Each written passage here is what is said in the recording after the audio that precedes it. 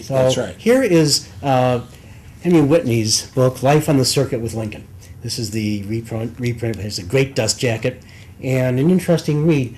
Tell me first about Whitney briefly, and how do you view his book? Did he give a good idea of what it was like out there? Did he give enough correct look at Lincoln, etc.? Number one, who he was. He came to Urbana in 1853, I believe, and was much younger than Lincoln. But for some reason, and you can't tell from knowing Whitney, you can't tell why anybody would particularly like him because he was a windbag. But Lincoln liked him a lot. His book reveals that. And his book reveals that he's a windbag. But if you read it selectively, he talks about everything under the sun in that book. Napoleon comes in. Napoleon, yeah, and just we want to know what Whitney thinks of Napoleon, of course. But you do want to know what he says about the circuit because it's pretty accurate, and it's firsthand. There's two main sources, I think, for Life on the Circuit. One is the letters of David Davis, the judge from Bloomington, to his wife Sarah, which are very touching, warm letters. And then the other is Whitney's views, and he gives you insights into the other lawyers. A third one is Usher Linder, a lawyer and a wonderful guy, drank too much and just was all over the place. Cursed the judge out in court. You just can't help but like Linder. But Linder wrote a book of reminiscences about a lot of these lawyers. It was published posthumously in 1879 by Joseph Gillespie, another circuit lawyer, that has good reminiscences about the lawyers themselves. John, again from Ann Arbor, has a quick question. Let's, it's about McClellan. I don't want to talk all the time about McClellan. This is not the George B. McClellan bookshop. It's been said that perhaps McClellan was looking for more of a draw in the war and did not want to inflict much damage to either side, hoping it would drag out and then end in a stalemate. Do you believe this to be true?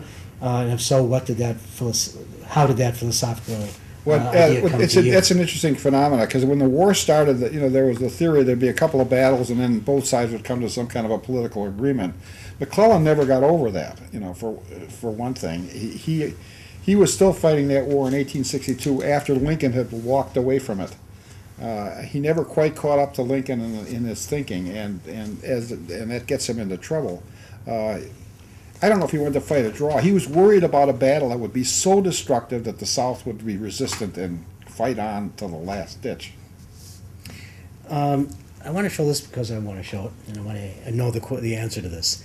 Here is a legal in Lincoln's hand, and he signs it with his firm name, but this firm name was one of the occasional firms that he had. This was Jones and Lincoln.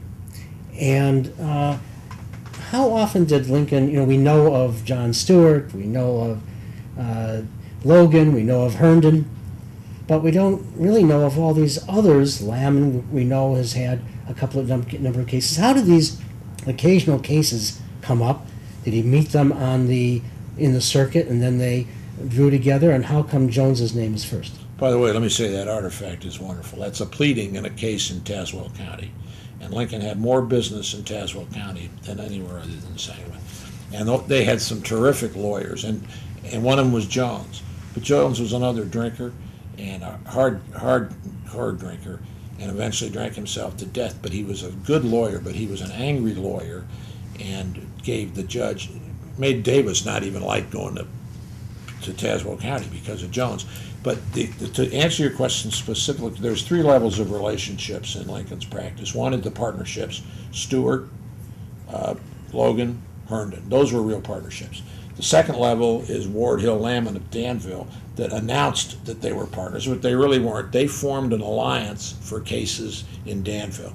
And Lincoln has more litigation in Danville than any county other than Sangamon and Tazewell. And Danville's as far away from Springfield as you can get, so it was very useful for his practice. So that was a second level of relationship. And once he associated in the it was about 53, I think, when Lamon made that announcement of their relationship. And who knows if Lincoln even knew he was going to do it, because Lamon was sort of off the wall himself. But it was in two newspapers. From that point till 57, Lincoln, until it dissolved, Lincoln never took a case against Lamon, and Lamon never took a case against Lincoln. So that was a real relationship. But these other ones are a third level that don't even qualify as partnerships or associations. They would just get together on one case. And much of Lincoln's practice was referral. So you note the signature on there is Jones and Lincoln. It's probably because it was Jones' case and he associated Lincoln and brought Lincoln into the case. So I have one also in stock for Whitney and Lincoln. It was the Yeah. same thing, Whitney first. Right. That's probably because Whitney got the case and then referred it to Lincoln. In these letters that you speak of, you speak about war in this book as well, but it's really so much of the personalities that are in there. What were their views of the Confederates across the way? Respectful. They spoke to them, of Good course. soldiers. They thought they were good soldiers. And they were respectful. They shot them down, though, when they needed to.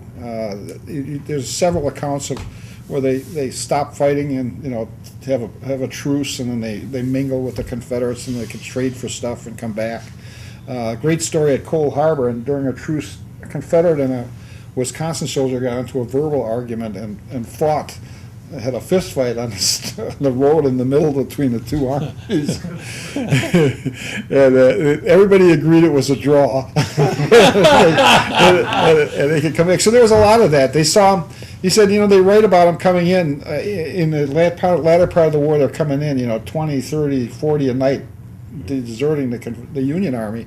One guy came in on the night of Lincoln's election and asked if he could vote for Lincoln. He said no, he couldn't. Said in Chicago, he can vote 10 times. Yeah, so there was a certain when the fighting ended at Appomattox, they went down and gave food to the Confederates, and there's a lot of little stories about that. And when the Confederates are marching out, they're waving goodbye to him. One of them turns around, he says, "If you ever get in a fight with John Bull, you call for us, and we'll come back to help you." Wow. So they had a lot, and after the war, I'll tell one story. It's so good I can't not tell it. There was a guy named Charlie McConnell, and at the Battle of Gettysburg, he shot down a color bearer. And after the war, he became kind of wealthy, and he wanted to know he felt bad about it because he said he was such a noble fellow. So he's visiting in North Carolina with officers who had fought against him at Gettysburg. And some guy said, you got to tell this story to this guy over here. So he drags him over, and Charlie tells how he took his last shot, resting on the shoulder of his partner. And the Confederate started to grin and lifted up his whiskers. He says, "You're the son of a bitch who shot me." Wow. And you also tell of their lying wounded Oh yeah, on the battlefield, and they tell about that in their letters. Give us yeah. a Some of the at Second Bull Run, some of the guys were laying in the field for 10 days, literally, and they were, they were stealing food wherever they could. They got some help. Confederates brought them food sometimes and took care of them. So that went on, and it was later it became more sophisticated with the ambulances and the movements and the different things. But in those first battles, they had no mechanism for it, And at Gainesville, did they feel deserted out there? Did they feel deserted out there? Yeah, they did. And then their comrades would come back out and look for them 3-4 days after the battle. And they said a lot of times the bodies were so bad and had been stripped of all the clothing, especially the bodies behind Confederate lines. And so they, this one guy, they always write these letters. 20 years after the war, he said John Jones died today from the bullet that he took at Gainesville in 1862. Wow. And so the war was close to him all the time. You've done so much, Guy, with the 8th Circuit markers. He practices in that, though. And is someone who wants to follow that circuit, can one do it today? Are there markers still there? They are. Yeah, I'd recommend, because if you want to get a sense of Lincoln, you need to get out on the roads that Lincoln, because many of them are, there's one between Danville and Urbana that's the same road, it's never been paved. And it's so rural, and it winds around through these massive oaks that were there when Lincoln rode by, that you just have this sense of Lincoln like you can't, at least I can't get it, when I'm in a tourist site visited by millions of people. So, and those markers were put out by a devoted DAR member named Lottie Jones, a school teacher that everybody disliked but got the job done. She located all the county lines where Lincoln crossed them and put these markers up, and most of them are still out there. The best way I know to find them, I hate to cite myself, No, please, go ahead. but there's an article that I got launched in this stuff by writing an article. Thank heavens, Tom Schwartz and Brian Andreessen at the Abraham Lincoln Journal trusted me enough to put this article in the paper, or in the ALA Journal, but it's online, and it's called the Lincoln Circuit Markers. And in the back of that, there's a glossary, I guess you call it, with the actual locations. Now, you'd say, well, why didn't you do GPS or whatever you call it? I don't do GPS or whatever you call it, but it should be done. And I've worked on a map with the state, and if they don't work with it, I'm sort of throwing down the glove here. If they don't produce something that's a handout for that purpose, and I'm going to do it myself, because you can trace the roads, not entirely because they've changed with the platting of the farmland and so forth, but you can pretty well, by going from marker to marker, it's like the pearls on a necklace. And I'd strongly urge people, if they really want to have a sense of Lincoln in the country, in central Illinois, that's the way to do it. I'm going to actually put the two of you to work here for a moment, signing, while I tell people out there thank you for helping an independent bookshop stay alive by allowing books to be sold enough that publishers bring in high-quality authors as we have here. Again, I can't go to everyone who I'm going to. If you want to start signing, please feel free. Tom in Fairview, Oregon. Steve in Decatur, Illinois. Frank in Turner, Oregon. Robert in South Perth, Western Australia. Gary in Sewickley, Pennsylvania. Stephen in Lake Forest Park, Washington. Mark in Scranton, Pennsylvania. Rich in Green Bay. We'll get you next time. Stan in Mount Pulaski, Illinois. Harold in Pottsville, Pennsylvania. Art Douglas in Louisville, Kentucky. Dick in Corona Del Mar, California. Jim in Brown Deer, Wisconsin. Garrett in Palmdale, California. Scott in York, Pennsylvania. Archie in Minneapolis, in Cloquet, Minnesota, and others. We thank you very much for helping us and helping yourself build up a fine first edition signed library, which you enjoy and hopefully others in your family down the line will enjoy as well. We have a number of upcoming events in these next 2 months.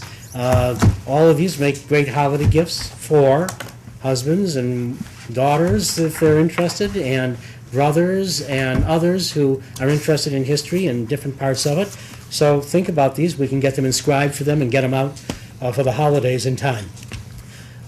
November 30th at 11:30 a.m. at the Union League Club is going to be Walter Starr with his book, we just got him, on Seward. We're happy to say he's going to be coming here. This is the first major biography of him in decades, Lincoln's Indispensable Man. He's going to be here at the shop December 1st, Saturday at noon.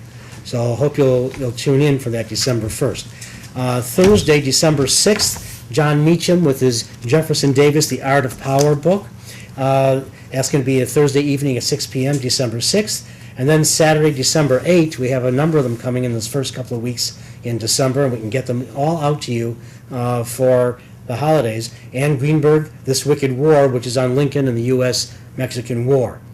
We're going to also have in January Bruce Levine come in, The Fall of the House of Dixie. We'll let you know exactly when that is. There's so much more that we didn't get to. Just at the end here, I'm going to ask very quickly, you're part of two things. The Kenosha Civil War Museum, which is super.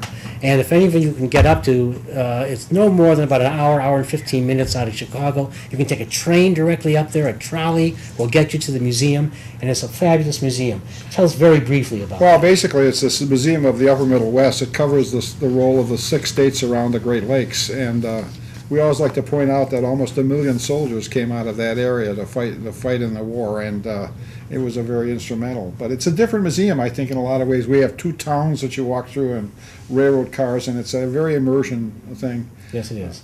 But yet, it's if you read all the panels and stuff, I think it's pretty. You also have something that they were excoriated for to some extent down in Springfield, the Lincoln Museum. They have numbers of people in, Yeah.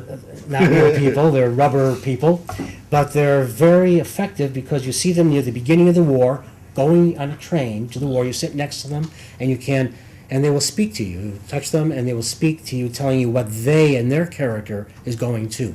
Then at the end, they're coming off a boat, coming back home, and they've changed, all of them. And you see them again, you can touch them, go in front of them, and they will tell you their quick story of how they got to where they are. That's a great part of It's really time travel. You start out in 1850s and you go through the war period and you come out right at Lincoln's, you know, and as you go through the towns, it gets later and later. Also, the Iron Brigade Association is, legally speaking, it still exists through the Iron Brigade legally exists through them. The venerable Milwaukee Civil War Roundtable is really the host and the inheritors of that legacy. Tell us What happened briefly was about that. in 1897 at the reunion at Devil's Lake. The Iron Brigade Association was made up of veterans of the brigade who met, and they voted their children and grandchildren into full membership.